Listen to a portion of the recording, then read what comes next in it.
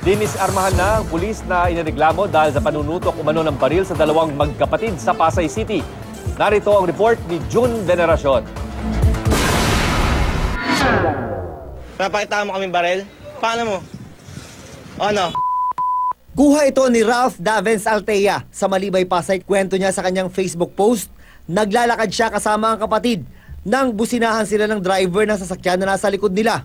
Pagbaba ng bintana, tsaka sila sinigawan. Tinulak niya yung kapatid ko. Ha? Tinulak niya yung kapatid ko, tapos binunutan kaming baril.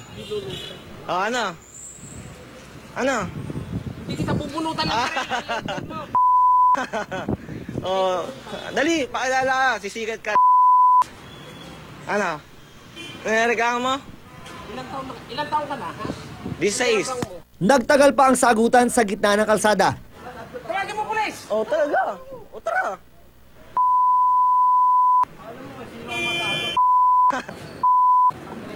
Ba't ka alis? Di ba hintayin pa yung pulis? Mandalang kayo ng konti.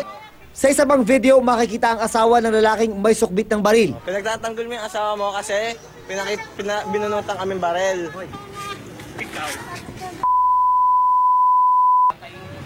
Nakilala ang lalaking may baril na si PO2 Manuel Taytayon. Sabi niya, binusinahan daw niya sina Altea na nasa gitna ng kalsada. Sa ikatlong busina lang daw, tumabi ang dalawa. Pero meron daw ginawa ang magkapatid na nagpainit sa kanyang ulo. Pagkatok ni sir dito, nang ang lakas-lakas. Pagkatapos po nung ibinaba ko, nandito ang asawa ko. Ang sabi po niya, o ano ha? Magsasampa daw si Taytayon ng kasong cyberbullying at online libel laban sa magkapatid. Kami lahat po ay napahiya sa mundo. Napahiya po kami sa buong Pilipinas. Dahil minor de edad ang isa sa magkapatid, sa Women and Children's Office sa Pasay City Police sila nagreklamo. Tinutukan daw ng baril ni Taytayon ang minor de edad na kanyang binusinahan. Kinuha niya. Sabay, parang tinutok niya lang sa akin na gano'n sa bintahan. Sabi niya, tapos binura niya ako, sir. Tapos nung minura ko din siya, sinagot ko siya. Tinutukan kanya ng baril? Opo, sir. Pero nakapatagilid, nasa ano pa nasa holster pa yung baril. Ang kapatid naman ng minor de edad na siyang kumukuha ng video, sinakta naman daw ng pulis. Hinablit na niya yung dito sa may buhok ko, tapos hinila niya pababa. So yun na, naputol na yung video. Nagsasagawa na ng investigasyon ang Southern Police District o SPD.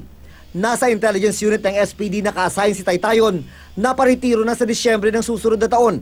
Ayon sa SPD, kapag hindi naka-uniforme ang isang pulis, dapat daw hindi basta-basta nakikita ang baril. Pero pinuna rin ng SPD ang inasal ng kumukuha ng cellphone video. Kung minor de edad man yung mga bata, the more siguro na dapat mayroon din silang paggalang sa matanda. Yan yung ating titignan. Pero gaya nga po ng sinabi ko, hindi kasi natin alam kung ano talaga yung totoong pangyayari kung kaya't yan ay magiging parte ng investigasyon. June Veneracion, GMA News.